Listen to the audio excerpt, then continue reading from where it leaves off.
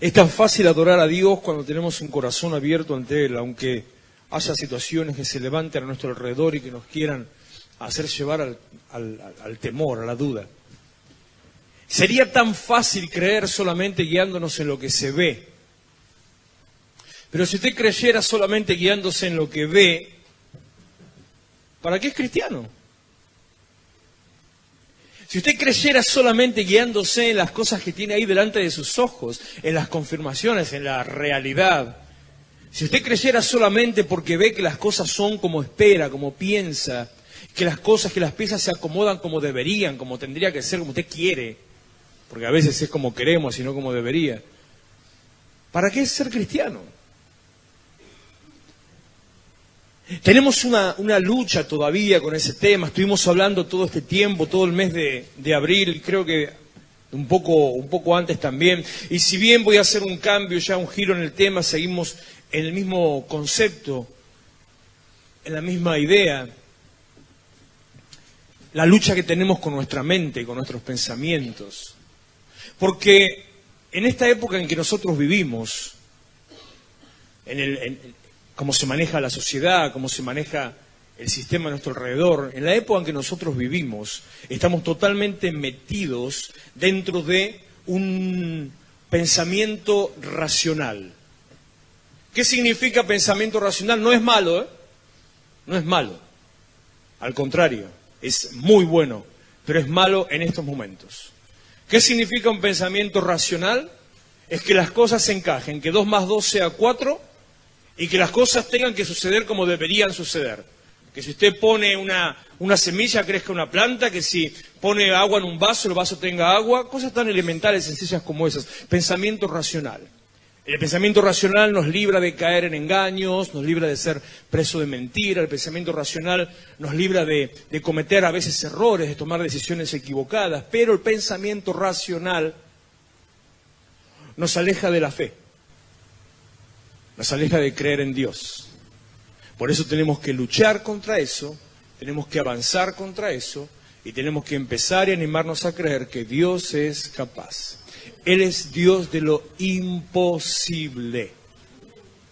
Si fuera de lo posible, podríamos estar siguiendo a Buda, a Mahoma, ser islámicos, mormones, maometanos, no sé, lo que quiera, lo que le guste en este momento. Puede ser budista, hindú. ¿Qué prefiere? Si solamente nos enfocamos en lo posible. Pero Dios es Dios de lo imposible. A lo largo de muchos años, muchas veces conté esto, tiene que ver con mi testimonio, con mi historia de conversión. Yo soy una persona racional y lógica. Yo tengo y me manejo con un pensamiento racional y lógico, todo el tiempo, en todo momento, para todas las cosas. Yo he llegado a decir cosas como, suena un poco vulgar como se lo voy a decir, pero usted me va a entender de esta manera. Yo no me caso con nadie ni me como ninguna. Suena vulgar, pero usted me entiende lo que le estoy diciendo. Y tanto fuera de la iglesia como dentro de la iglesia, porque la iglesia está formada por gente, usted sabe, ¿no? O sea, la iglesia es del Señor, el Señor reina, el Espíritu se mueve, pero también somos personas, también hay gente. Entonces, a veces en la iglesia se hacen cosas que, digamos, que no son muy de Dios. No voy a decir racionales porque no es racional. Y a veces en la iglesia aparecen las modas, las épocas. Y recuerdo una me viene a mi mente ahora, ¿qué le puedo decir? A ver si me acuerdo. ¿Qué año más o menos? Ahí por Emanuel era casi recién nacido, así que ahí por el 2000, 2001, 2002 aproximadamente, en esa época, teníamos la moda del oro. El polvo de oro en las manos. Las piedras, la lluvia de oro. Y era tanto la emoción de la moda, porque para mí siempre son modas, no niego las manifestaciones de Dios, pero siempre son modas, era tanto la emoción que era más lo que la gente quería ver que lo que en realidad veía. Y se armaban cada revuelos tremendos, mirá acá, mirá allá, mirá. Y yo iba a mirar. Y claro, obviamente me acusaban de falta de fe. Y yo iba a mirar. Pero capaz que lo que me estaba diciendo polvo de oro era las manos transpiradas, nada más. Que con las luces parecía brillaba y era transpiración en las manos. Capaz que lo que me estaba diciendo polvo de oro sobre las paredes era simplemente la mugre acumulada en las telarañas. De verdad le estoy diciendo. Y no niego que haya habido experiencias reales, no las niego jamás. Por eso digo, soy una persona racional. ¿Cómo encajo yo el ser racional con la fe? Con más fe. ¿De qué manera? Para mí la fe es lógica, aunque para todo el mundo no lo sea. Para mí la fe es lógica. ¿Qué significa? Yo me manejo con la lógica de la fe, con el sistema lógico de la fe. ¿Y cuál es el sistema lógico de la fe? Dios hizo, así es. Entonces, partiendo de ese punto, tiene una lógica. Dios lo dice, sí, entonces es. Y de esa manera he visto al Dios de lo imposible obrar en cosas impresionantes, en cosas tremendas. Tal vez por eso mismo no me emocionan mucho los milagros. Me emociona más la transformación de una vida que ver un milagro. Ver en forma real un milagro. Puedo llegar a decir, wow, tremendo, mirá, qué wow. Pero ¿sabe cuántos milagros he visto que en cuanto el milagro se manifestó la persona no la ves más? ¿Cuántas veces a lo largo de estos años he visto eso? Sin embargo, la transformación de vida, la vida cambiada, eso no lo cambia más, eso no vuelve atrás. Por eso digo, el cuidado de los pensamientos. El enemigo trabaja en nuestra mente, el enemigo trabaja en nuestros pensamientos. No tiene poder para hacer nada en nuestra vida. Mire, el enemigo no puede enfermarlo, no puede maldecirlo, no puede, aunque algunos piensen todavía que somos presa de las brujerías, no puede generar un efecto de las brujerías sobre nuestra vida, no puede quitarnos la bendición, no puede quitarnos la salvación, no puede traernos a nosotros problemas internos, problemas mentales, no puede hacer nada de eso. Lo único que el enemigo puede hacer con nosotros es mentirnos, trabajar en nuestra mente y dibujarlo de tal manera que nosotros lo creemos. Y cuando usted lo cree, al que cree todo le es posible. Cuando usted cree que se va a enfermar, que va a fracasar, que le va a ir mal, al que cree todo le es posible. La culpa no la tiene el diablo, pobrecito, no me le eche la culpa al diablo. La culpa somos nosotros. Que en vez de aplicar la fe para que Dios haga las cosas, aplicamos la fe a cualquier cosa que vuela por ahí, a cualquier cosa que anda dando vueltas. Crea en el Dios de lo imposible y no haga caso a las mentiras que vienen a su mente. Conté anoche, les quiero compartir lo mismo, el día viernes casualmente, bueno, yo digo, fue casualmente, pero yo en realidad no creo en las casualidades, sino creo que Dios está metido en todo. Casualmente me encontré mirando en un programa, un reportaje a un científico argentino, escritor, un hombre muy reconocido en el mundo, que escribe y estudia sobre temas de cerebro, desarrollo de la mente, el desarrollo biológico del cerebro. Su profesión, para que le asuste un poco, es biólogo molecular. O sea que eso suena medio a la NASA, parece, ¿no? Una cosa así medio rara. Esa es la profesión de este hombre. Argentino. Estudió en Boston, en Londres, en París, en qué sé yo cuántas cosas más. Un tipo con todas las chapas. Se ve que sabe mucho. Y estaba hablando, la entrevista era por un libro nuevo que él hizo. Entonces, la entrevista estaba basada en el desarrollo de la mente, en qué pasa con la mente y qué pasa con los pensamientos. Mire lo que me vengo a encontrar, de que estaban hablando de los pensamientos. Claro, la diferencia era que acá no hablaba un pastor que no sabe nada de ciencia, sino que hablaba un científico. Y nosotros somos más propensos a creer a aquel que tiene chapa, que al otro que sin chapa capaz que le está hablando la verdad. Entonces, si yo le digo esto, usted me va a creer más las cosas que durante un mes les estuve hablando. Dice de golpe este hombre que nuestra mente procesa por día, 60.000 pensamientos. Por día. Mire si tiene lugar para volar. Es un bloque de pensamientos que es como si fuera la capacidad, la memoria RAM de nuestro cerebro. Tenemos una capacidad de procesar 60.000 pensamientos por día. Imagínense lo que pasaría si utilizamos esa capacidad en forma positiva y en forma creativa. Por eso aquellos que en realidad se enfocan en eso, es gente que usted no entiende cómo, y de golpe inventa, tiene una creatividad genial, usted no entiende cómo, a veces de la nada. Argentina tiene una nota positiva en ese punto, somos conocidos en el mundo justamente por eso. ¿Se acuerda la canción de hace muchos años, de cómo se llama bueno, no me acuerdo el nombre, ahora me voy a acordar el nombre, una canción que decía "lo atamos con alambre"? Ignacio Copani, gracias. Tenemos ese reconocimiento internacional, que con nada, somos capaces de hacer algo tremendo. Por eso los reactores nucleares argentinos se venden en Europa y en Medio Oriente, porque son buenos y re baratos. Si los vendiéramos acá serían carísimos, serían lo más caro de todo, seguro. Pero allá son re baratos. Bueno, todo atado con alambre, pero funciona. Tenemos esa facilidad, esa capacidad. Entonces, conocí hace poco a un hombre, un pibe, 23 años, montó una empresa, la empresa se llama Atomic Lab. Y uno podría pensar enseguida, bueno, jueguito de computadora. Y el tipo, 23 años, ¿sabe qué hace su empresa? Con impresoras 3D hace prótesis de manos para los chicos o también para grandes, que han perdido sus miembros. Las hace, sí, es plástico precisamente. Imagínense lo que debe hacer una mano, ¿no? Y una mano articulable. Obviamente no es algo estético, parece un robot cuando lo ve, pero una mano articulable.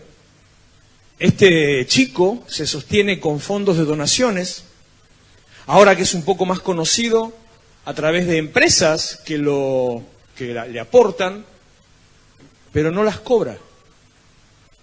Y recorre el país regalando, donde hay todo tipo de institución así que agrupa chicos en esa condición, regala las prótesis. Yo no sé cómo todavía no lo mataron. Y sí, porque alguna empresa, con la guita que sale eso, no sé cómo no lo sacaron del medio. Eso es creatividad pura. Nosotros tenemos esa capacidad. ¿Por qué? Porque nuestra mente procesa 60.000 pensamientos al día. Pero decía este hombre, el científico, que de los 60.000 pensamientos diarios que nuestra mente procesa, escuche esto, 48.000 pensamientos de los 60, 80% son negativos.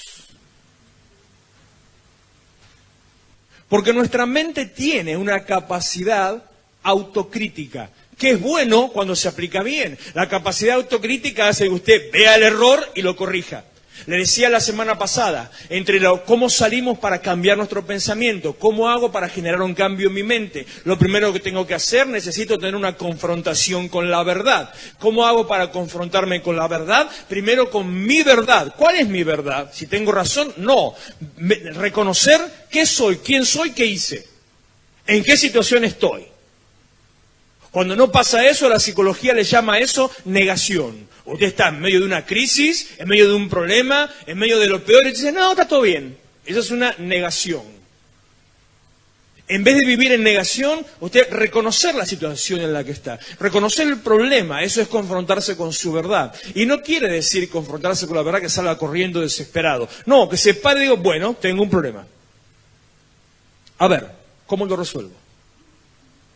La segunda parte de la confrontación con la verdad es ya no con mi verdad, sino con la verdad, Cristo y su palabra, que es la manera para resolver el conflicto. Una vez que yo admito mi condición, me enfrento con la verdad de Cristo, me confronto con la palabra, veo que tengo que cambiar y cómo, lo cambio y soy bendecido. Este hombre hablaba del pensamiento, de la capacidad autocrítica de la mente. Ahora bien, 48.000 pensamientos por día en un origen autocrítico. ¿Qué hace nuestra cabeza con esos pensamientos autocríticos?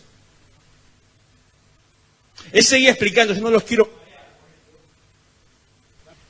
Estos 48.000 pensamientos diarios este hombre explicaba, así, bueno, gracias que lo explicaba bien simple, se manejan en 4 líneas diferentes, cuatro maneras diferentes. Podríamos clasificarlo en 4 áreas. Primero, habla de mí. Me muestra mi error, me muestra lo que hice mal, me muestra lo feo que soy, lo inútil que soy. Todo lo que habla de mí. La segunda parte, la segunda clasificación, me habla del otro. Ya sea el que está delante mío o otro cualquiera. Póngase a pensar las veces que está mirando al otro, cualquiera, y dice, ¿cómo me gustaría ser como tal? Mirá qué lindo, mirá qué tal, mirá qué flaca que está, desgraciada. ¿Cómo hace? ¿Cómo hizo? Mirá la guita que tiene, este me está choreando. Está pensando en el otro.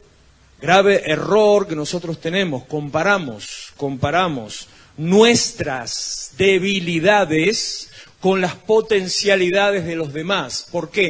Porque yo no conozco la debilidad del otro, yo no conozco la miseria del otro, yo no conozco el interior, lo oculto del otro, conozco lo mío. Entonces yo comparo lo que no se ve de mí, lo comparo con lo que se ve del otro. Estoy siempre en desventaja.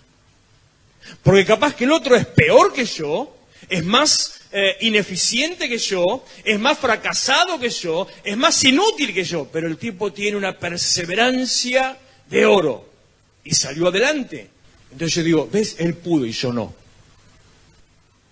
Lo tercero, primero habla de mí, segundo habla del otro. Lo tercero, dice Estanislao, se llama el hombre este, habla de mi pasado. Los pensamientos me hablan de mi pasado. A ver, vamos a un parate. Usted no puede cambiar lo que ya vivió. No se puede cambiar. Las decisiones que tomó mal no las puede cambiar. Algunas cosas se pueden corregir, pero lo que hizo ya está hecho. Ponerse a pensar todo el tiempo en aquello en lo que se equivocó. No, pastor, pero dijo que confronte con la verdad. Sí, para saber dónde estás parado. Pero después quedarte parado todo el tiempo, dándose latigazos por todo lo que hizo mal, no sirve de nada. No es productivo. Antes decía, porque es un dicho clásico, ya muy antiguo, conocido, no sirve de nada llorar sobre la leche derramada. Se le rompió una botella de leche, un vaso, una jarra, un sachet. Por más que llore, la leche no se va a juntar. Tiene que ir a limpiar. Y después que limpió, por más que llore, no va a aparecer la leche. Tiene que ir a comprar. Entonces no sirve de nada quedarse atado a sus errores del pasado. ¿Cometió errores en el pasado? Y esto es como el pasaje de Jesús cuando estaba con la mujer sorprendida en adulterio, ¿no? Cuando él dijo, tiren la piedra, pero empiecen los que no tienen pecado y después los que sí. Empiecen los más ancianos y después los más jóvenes. Esto es lo mismo. Cuanto más mayor usted sea, no voy a decir la palabra viejo, cuanto más mayor usted sea, más cantidad de lista de errores va a encontrar en su vida. Cuanto menor sea, y si está, digamos, en una etapa entre los 15 y los 20, todavía puede cometer el error de decir, yo ninguno, nunca. Todavía puede cometer el error de creérsela. ¿Qué sabe este viejo? ¿Qué sabe el pelado? No sabe nada. Después empiezan, y empiezan a bajar la cabeza a poquito hasta que se van dando cuenta. ¿Cometió errores? Va a seguir cometiendo errores. Los errores son buenos. Gracias a los errores uno aprende a tomar decisiones. Gracias a los errores usted tiene el antibiótico que esté tomando para la angina, para una infección, para el problema X que tenga. Cualquier antibiótico que usted esté tomando que termine en ina, ¿conoce alguno? Hablo de droga, no de marca. Amoxicilina, trifacilina. ¿Algún otro? ¿Qué? Novalgina. Bueno, ahí voy. Ese no es el antibiótico, sino la droga base. Cualquier antibiótico que termina en ina está formado en base a, como dijo Mauricio, penicilina. Un hongo que se descubrió su capacidad médicas, de sanadora, a través de un error. Porque un científico se lo dejó abierto el envase donde tenía que estar haciendo la prueba con ese hongo y se lo olvidó abierto. Y cuando se lo olvidó abierto y cerca de una bacteria, no me acuerdo qué cosa, descubrió que el hongo se comió la bacteria. Si lo hubiera dejado cerrado no hubiera pasado nada, si hubiera estado al vacío no pasaba nada. Por un error aparecieron los antibióticos. Los errores en su vida no son errores. Usted tiene que aprender a sacar, como dice el Señor, a entresacar lo precioso de lo vil. Lo cuarto que dice este hombre como línea de pensamiento, dentro de nuestro pensamiento autocrítico, primero hablo de mí, segundo, o pienso en mí, segundo en el otro, tercero, en mi pasado, cuarto, a que no adivina qué.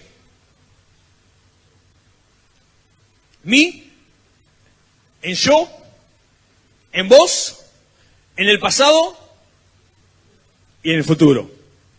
Pienso en mi futuro. Entonces, ¿cómo me gustaría? ¿Cómo, si yo pudiera? Si yo tuviera? ¿Si me iría? ¿Si no viviría acá? ¿Si hubiera nacido en otro lado? ¿Se acuerdan que hablamos un tiempo de eso, que no puedo cambiar mi origen? Pienso en mi futuro. En las cosas muchas veces agarradas de los pelos sobre mi futuro. Nunca pienso en mi realidad. Esos 48.000 pensamientos diarios con una base autocrítica no se detienen en mi realidad, sino en todo ¿qué? Lo que no puedo cambiar, lo que en realidad no sé y lo que no sé cómo hacer. ¿Qué termina provocándole eso? Angustia, frustración, desesperación, soledad, ansiedad. Qué casualidad, claro, este hombre, no sé, el apellido no es judío ni nada, no sé de qué origen es, pero este hombre capaz que nunca leyó la Biblia. Pero qué casualidad que la Biblia diga, más importante que cualquier otra cosa, cuida tu mente porque ella es la fuente de la vida. Me parece que el que escribió eso sabía algo, ¿no? No tenía título de Boston y demás, pero el David, algo sabía el David. Cuida tu mente, tu pensamiento, porque de ella es la fuente de la vida. Sigue la entrevista hablándole y habla del resto de los pensamientos. ¿Cómo combatir esos 48.000 pensamientos autocríticos negativos diarios? Entonces le dicen, pero entonces ¿cómo se hace? ¿Cómo se hace para cambiar eso? ¿Cómo dominamos la mente? Escuche porque esto también es para nosotros. ¿Cómo dominamos la mente? Antes de decirle sobre los otros pensamientos. Dice, bueno, la mente se ejercita. No, podés decir el cerebro, le dice el periodista. A través de la lectura. No. Sí, el cerebro también se ejercita. Usted ejercita su cerebro forzándolo por ejemplo, a través del estudio, la lectura, hace que no se le atrofie. Por eso es bueno pensar. Si no, se va cerrando. Dice, el cerebro tiene un sistema... Me gustaba lo que decía ahí. El cerebro tiene un sistema que se pone en modo ahorro.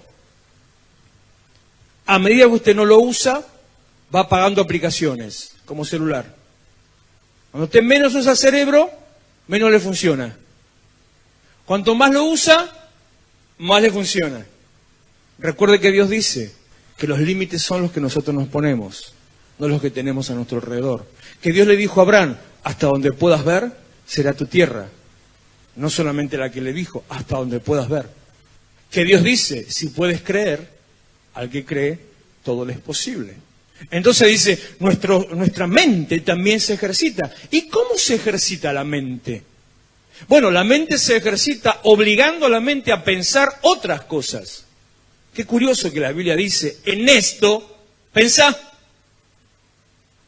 No existía la neurociencia en aquella época. En esto, pensá. Todo lo que es bueno, todo lo que es puro, todo lo que es santo, todo lo que es amable, si hay virtud alguna, si hay algo digno de alabanza, Filipenses 4:8, en esto pensá. No pienses en las otras cosas. Entonces va al otro tema, a la otra parte sobre la entrevista. ¿Y cómo se combate? Bueno, yo te dije, le dice que son 48.000, es el 80% de los pensamientos que tienen este sentido. Hay un 20%... Dentro de nuestros pensamientos diarios hay un 20% que no es un pensamiento autocrítico. Hay un 20% que es un pensamiento que se basa en la experiencia viviente. Y ese 20% se radica en nuestra, creatividad y en nuestras decisiones. ¿Cómo ejercito la mente? Pensando lo que tengo que hacer. Aparte dice, ese 20%, la experiencia viva, la experiencia real, no se basa ni en mí, ni en el otro, ni en el pasado, ni en el futuro. ¿Qué le queda? ¿En qué se enfoca? En el presente.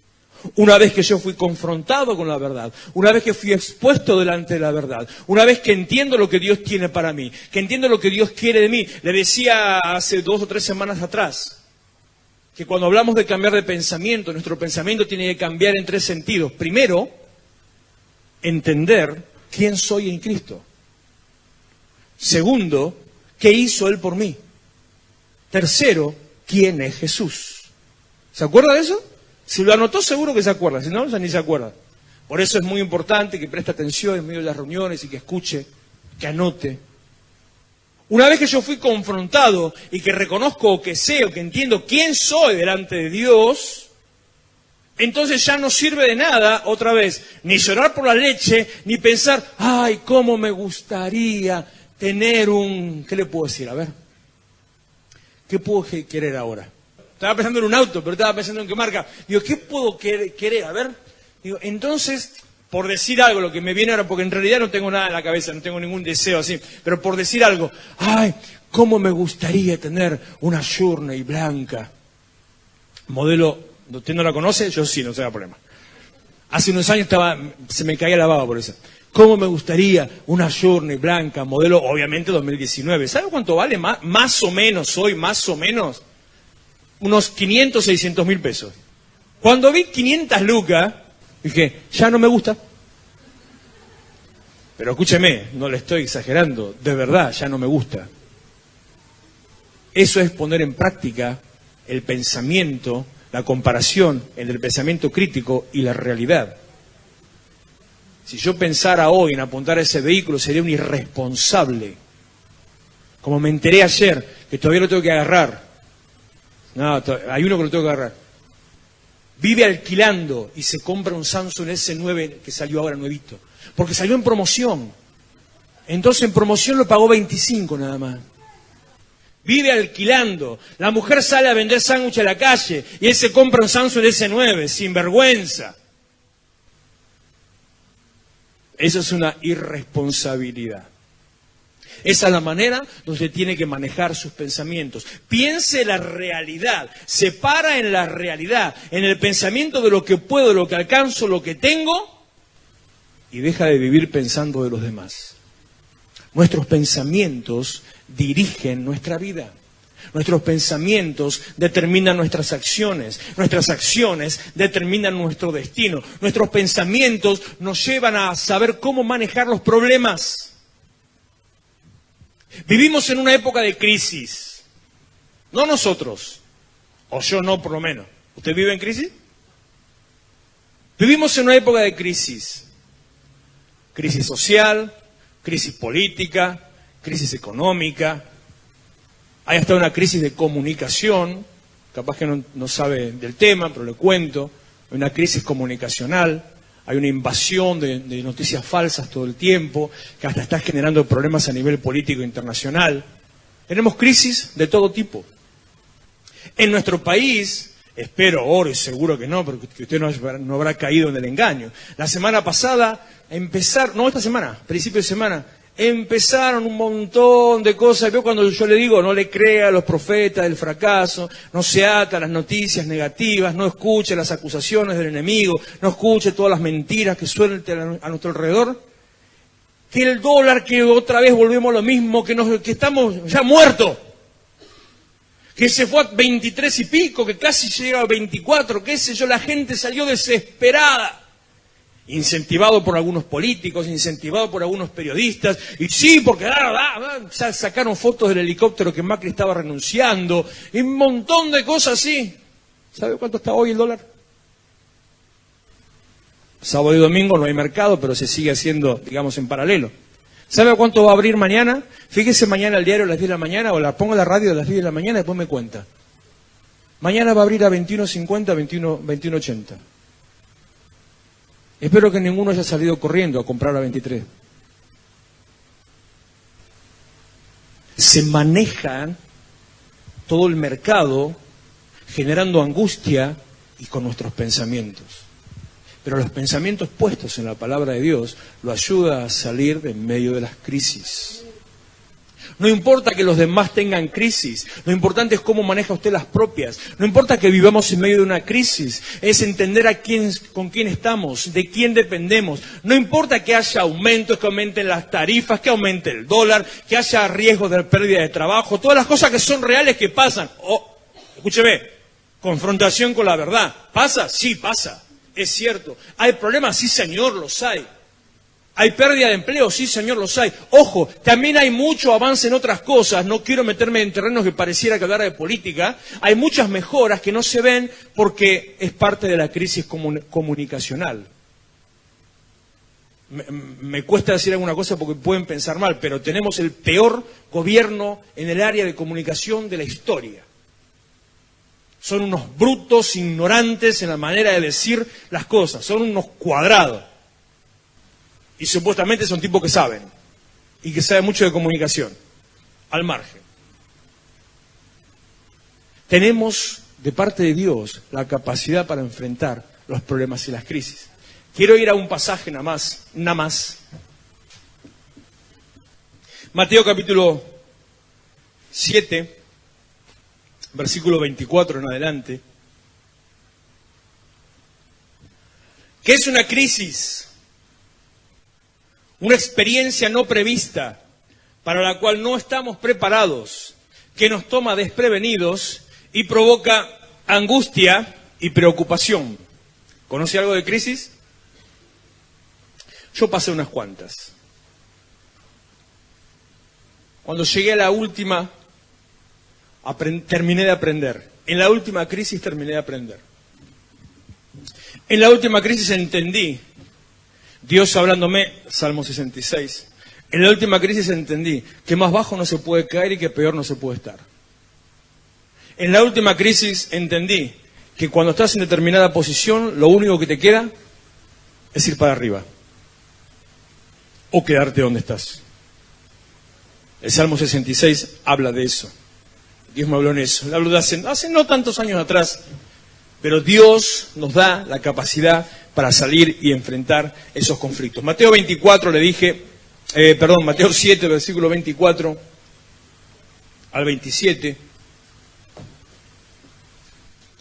Cualquiera pues que me oye estas palabras y las hace, le compararé a un hombre prudente que edificó su casa sobre la roca. Descendió lluvia, vinieron ríos, soplaron vientos y golpearon contra aquella casa y no cayó, porque estaba fundada sobre la roca. Pero cualquiera que me oye estas palabras y no las hace, le compararé a un hombre insensato que edificó su casa sobre la arena. Y descendió lluvia, vinieron ríos, soplaron vientos y dieron con ímpetu contra aquella casa y cayó y fue grande su ruina.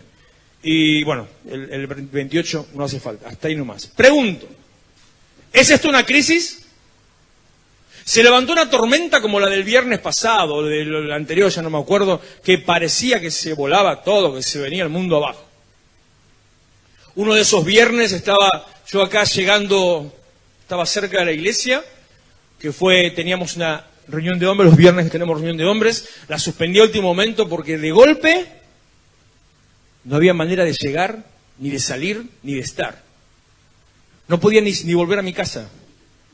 Empezaron a cortar calles de todo por todos lados por la manera de la lluvia. Se empezaron a caer árboles, empezó a haber conflicto, empezaron a inundar las calles, la policía empezó a cortar. Me encontré en una isla, perdido, no podía salir.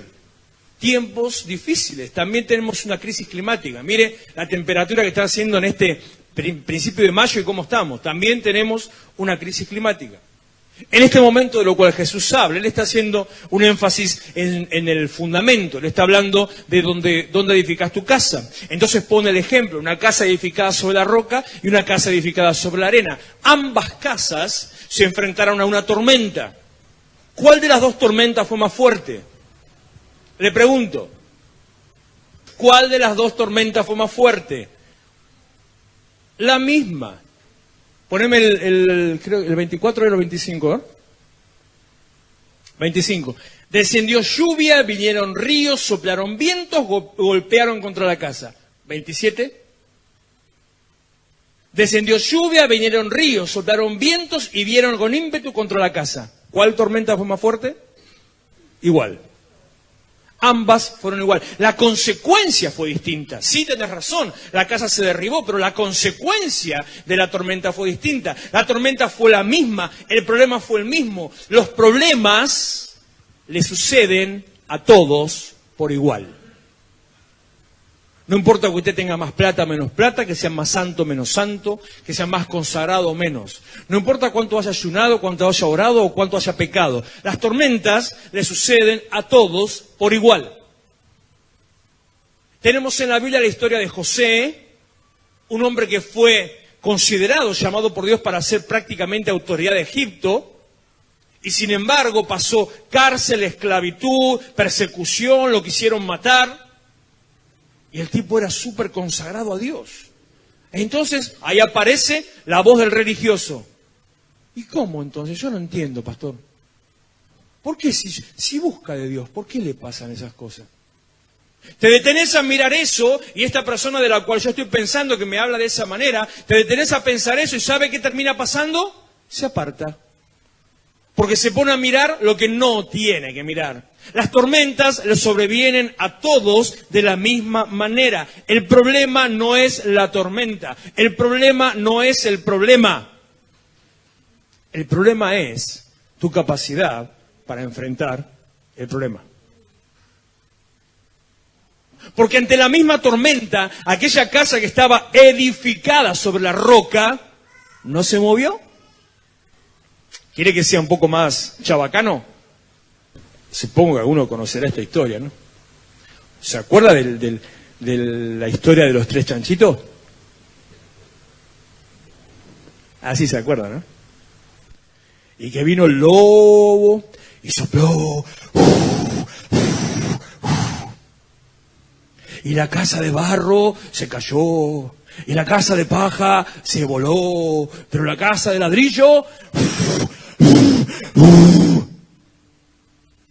A que estaba inspirada en la Biblia ese cuento. La casa edificada sobre la arena se voló. El problema no es el problema es tu preparación para el problema. Proverbios 24:10 dice, si fueres flojo en el día de trabajo, hay otra versión que lo dice más lindo, si fueres flojo en el día de trabajo, tu fuerza es escasa. ¿Qué significa? Que cuando viene el problema, y el problema lo actuás o lo enfrentás con vagancia, no tenías fuerza para enfrentarlo. El problema no es el problema es tu capacidad para enfrentar el problema. ¿Cómo tengo que hacer? ¿Cómo tengo que enfrentarme? ¿Cómo tengo que manejarme para enfrentar un problema? Depende de dónde está edificada tu casa. Una vez que confrontás la verdad, que reconoces la situación, si para algo sirven los problemas, es justamente para sacar a luz la situación.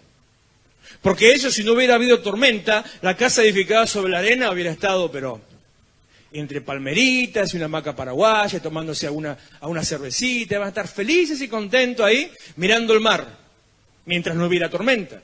El problema lo que hace solamente saca a luz y te hace reconocer y te muestra tu condición.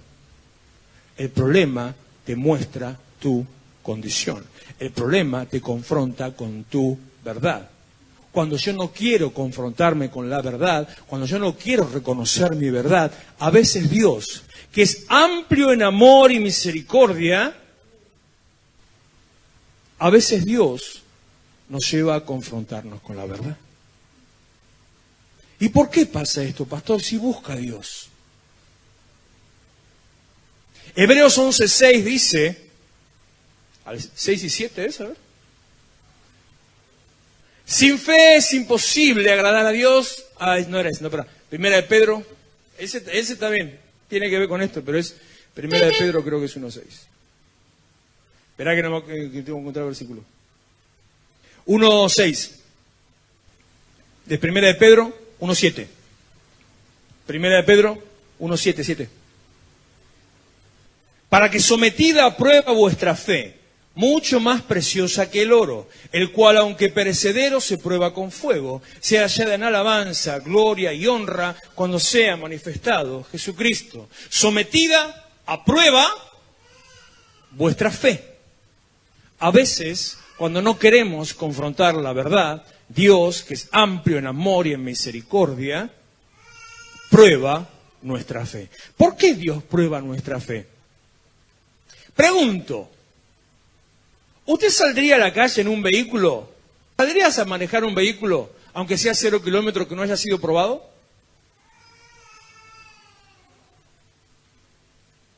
¿Saldrías a manejar un vehículo que no haya pasado el test de kilometraje, de motor? ¿Saldrías a, no sé, a probar un generador, algo que se conecte a 220 o a 380 sin haber sido probado? ¿Harías una instalación eléctrica en tu casa, o siendo electricista, o habiendo recibido a alguien que la haga en tu casa o en tu negocio sin poner un disyuntor? Entonces querés probar a ver si funciona o no funciona. ¿Para qué prueba Dios nuestra fe? Para ver si funciona. Porque si la fe no funciona, sin fe es imposible agradar a Dios, y sin fe no salimos de nuestra situación. A veces, cuando no queremos ser confrontados, Dios prueba nuestra fe para llevarnos a probar esa fe. Último versículo y terminamos, que vamos a la cena, por favor, que se hizo tarde. Primera de Juan, capítulo 5, versículo 4. Por eso no vale de nada quedarse colgado atrás. Hay que pararse en el presente y empezar a edificar. Dios no reedifica con material viejo. Dios restaura lo que pasó. Dios no vuelve a juntar las piedras rotas y las vuelve a armar. Dios hace cosa nueva. Primera de Juan 5:4. Todo lo que es nacido de Dios. ¿Usted es hijo de Dios? ¿Recibió a Jesucristo? ¿Está seguro, no? Por las dudas. Me preguntaron mis hijas estos días, el lunes volviendo de la escuela, no sé por qué les habrá entrado esa duda, alguien les habrá dicho algo. Me preguntaron, papá, ¿y cómo sabemos? Bueno, es una duda válida en los primeros años en el Señor. ¿Y cómo sabemos que lo que creemos es verdad? Profunda la pregunta. ¿Y cómo sabemos que es verdad? Lo que nosotros pensamos y no lo que piensan los católicos. Así que alguno le habrá dicho algo en la escuela, es muy posiblemente. ¿Cómo sabemos? Digo, es fácil, hija. Digo, la Biblia dice que el Espíritu de Dios le habla a tu espíritu y le hace saber si sos hijo de Dios. Si vos le preguntás a un católico si es salvo, te va a decir, no sé, Dios sabe. ¿Pero vos sos salva? Sí. Eso es lo que te muestra realmente que estás en la verdad.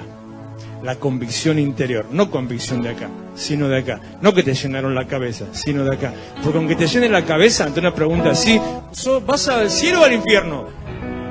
Si no la tenés la convicción de acá, te agarra el quickie. Si usted es hijo de Dios, dice, todo lo que es nacido de Dios vence al mundo. Y esta es la victoria que ha vencido al mundo. ¿Cómo se vencen las crisis? Con la fe. Teniendo fe, sabiendo aquel que es el Dios de lo imposible, aquel que hace todas las cosas nuevas. ¿Cómo se vence al mundo? A través de nuestros pensamientos que los llevamos cautivos a la obediencia a Cristo. ¿Cómo se llevan los pensamientos cautivos a la obediencia a Cristo? Con la fe. ¿Qué significa obediencia a Cristo? Significa creer. Que lo que Dios dijo, Dios lo hace. Lo que Dios dijo, así es.